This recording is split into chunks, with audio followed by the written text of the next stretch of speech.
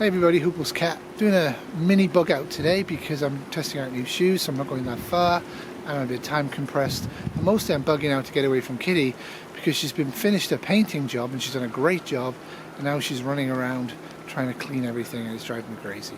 So it's quite windy. I have brought my big camera and my tripod, which is why I have the backpack, and I put the little handheld thing in there. I just wanted to show you what happens if you try to bug out with minimal equipment on an okay day. Temperature's about +2 centigrade. One of the main things that I've done differently on this bug out, apart from make sure I'm carrying just stuff that normal preppers might carry, is I have in fact upgraded my shoes. I'll show you them in a minute.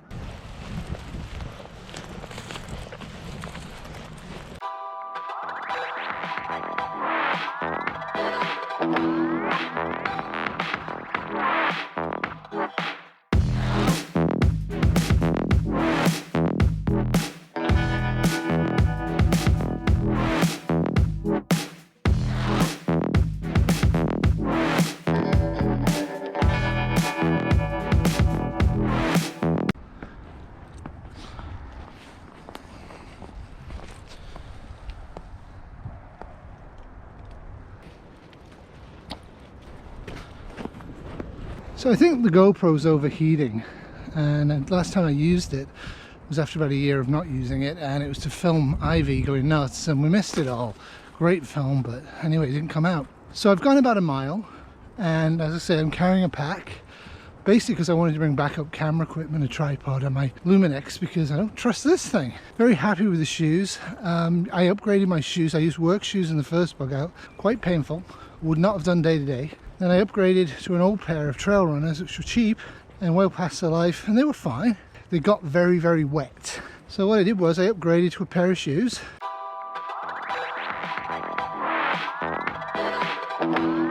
They're supposed to be waterproof, and so far they seem to be waterproof. And I'm very happy with the tread. Quite a bit of mud today, not sliding at all. Obviously the feet don't breathe, so in hot weather these would be useless. There was supposed to be 2 inches of snow last night and today. We got 1/4 of an inch, so it's undramatic. This was going to be in deep snow, which would have been much more interesting to watch. I may have to wait till next year for that, and that will be in the Canadian wilds if all my plans come together. I'm going to build a rocket stove using a can, because everybody keeps telling me, why are you carrying a BioLite? Well, it works, it's reliable, and it produces electricity. But it is a little heavier than a can. So I'm going to make one and show you the difference. The other thing is, for sure, don't underestimate your situation. I almost put sunglasses on and I didn't. And I'm telling you right now, if I spend all day walking into the sun, I am going to be in pain for my eyeballs. Molson shot tin, tiny little tin. I'm going to make a tiny little rocket stove, and I brought some Kleenex for toilet roll, and that's what I'm going to use. Plus I'm now going to look for some dry stuff that's around to make a fire with. And in case you're wondering, I'm leaning on the garbage bag that I ripped. Everything comes in is coming out, and in this case, extras. So I'm getting a lot already. Anything off the ground that's been aerated is dry. Near the trunk, it's wet. Chuck it away. I should have got some of this for Tinder. Bone dry. So the basic idea is pretty straightforward. You make holes in it and feed the wood in from one side.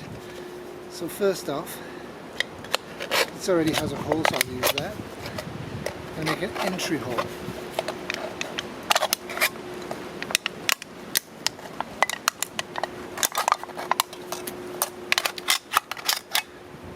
Watch your hands.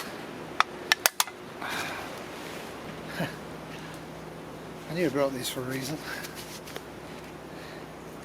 You don't want to get cut.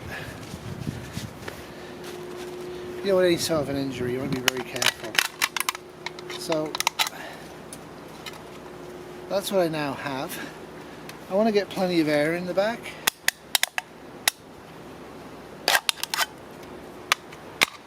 Very small tin.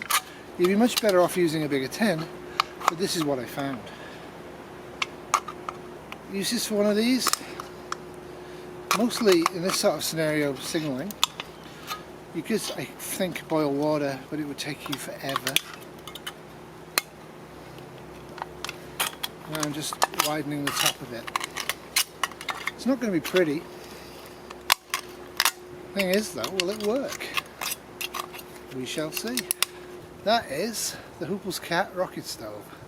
So I'm going to put a layer of Kleenex in here. When you put it in, don't just shove it in. You actually want to make some effort to get it wide.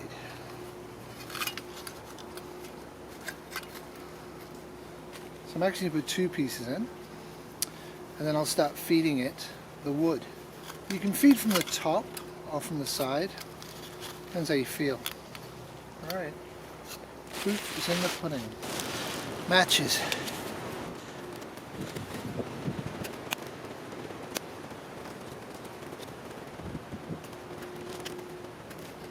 Bic.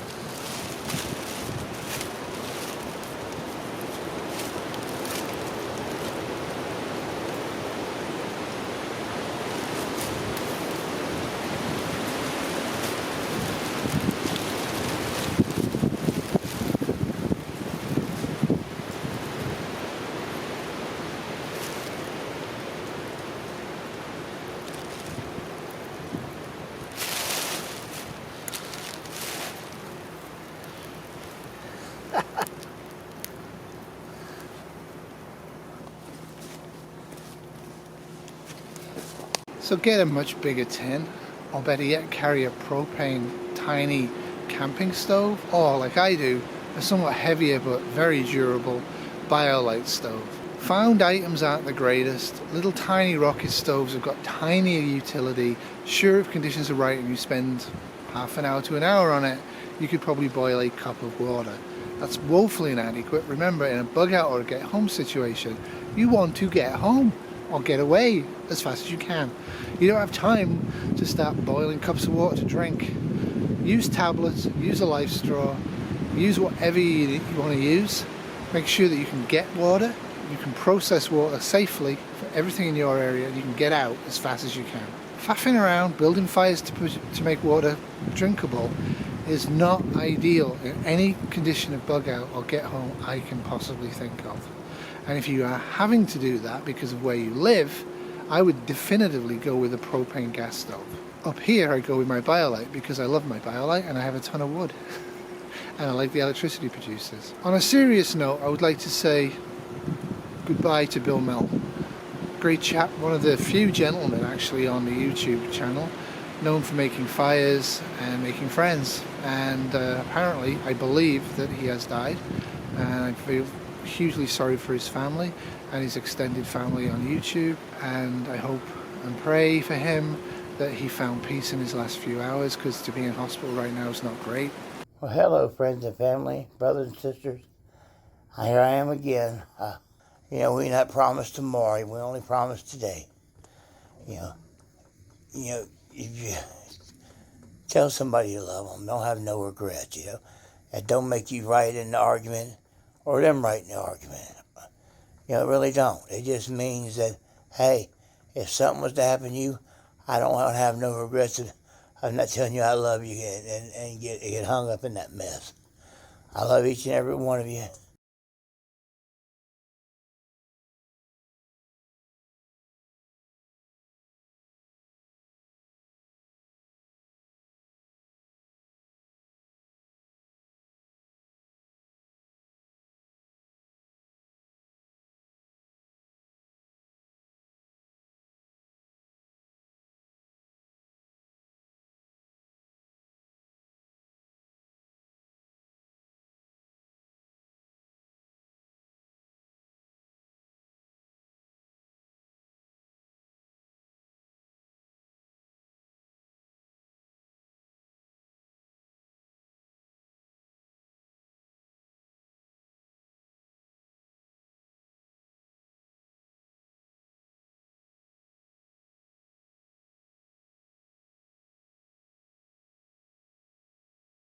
Food. People carry fishing kits, snares with them. Great idea. How far are you going? How long are you staying out? I don't know. For me, I carry neither. What I do have is this sort of a product in the car, mostly because it gets hot and cold and doesn't really particularly go off. But I also have an awful lot in the car of normal camping hiking meals, and I would use them. A true reveal here, I've never tasted this stuff. I believe it's coconut oils. There's all the information you might possibly want on it. They cost an absolute fortune. You can go 2 to 3 days without eating anything in grid down whilst exercising, as long as you've got plenty of cold water and you stay focused. It's going to be kind of hard by day 3-4, but it can be done. In fact, if you eat too little, you get very hungry. It's better to actually fast and exercise than it is to partially and exercise. With that being said, there's no particular reason why you can't carry bars with you and gels with you and all sorts of little things. This is heavy. Actually, what's the expiry date? So this is, if I only eat this will feed me for a day apparently. Never drink seawater. If you have to tell people that, you should have good, decent plans to carry or get water. You want to drink as much water as possible. If you are moving from A to B as fast as you can and you try not to drink anything for the first 24 hours, you will get confused and your performance will drastically fail. And it's about twice as long in recovery as it did to get in that position. Dead easy to open, which is important. And you have little bars, 12 little bars, 200 calories each. Plastic. You should be able to open this easily because you may have no knife. My God, I don't know how old this is. Plastic.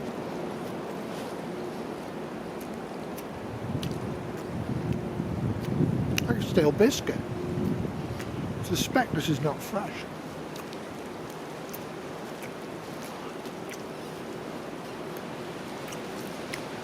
It's edible.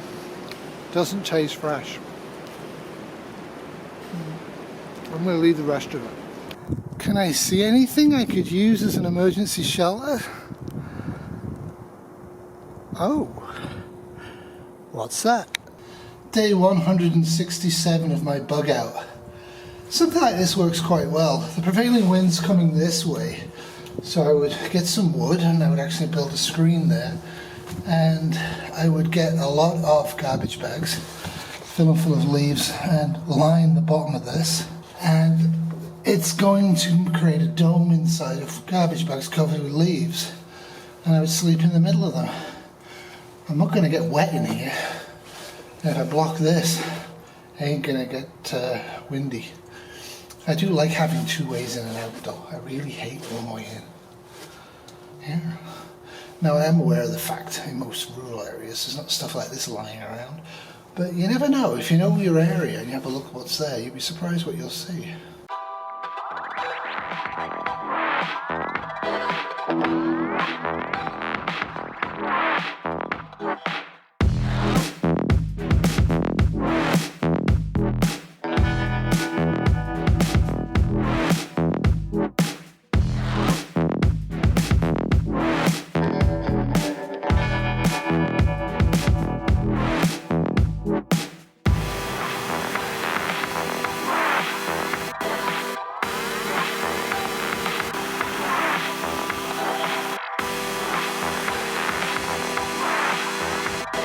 Well, that's it for me. Rest in peace, Brother Bill.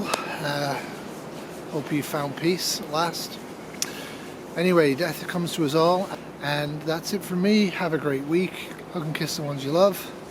And whatever you do, have a think about what you're doing before you have to do it. Do not put yourself in a position of having to go through a divorce or a separation because you didn't think about the other person. You got so bound up in politics and prepping.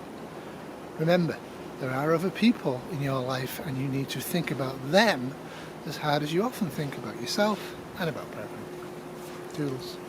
And this house just sold for 900,000 Canadian dollars. It was listed at under 700,000. This has been a Disturbed by Moving Terrier production 2021.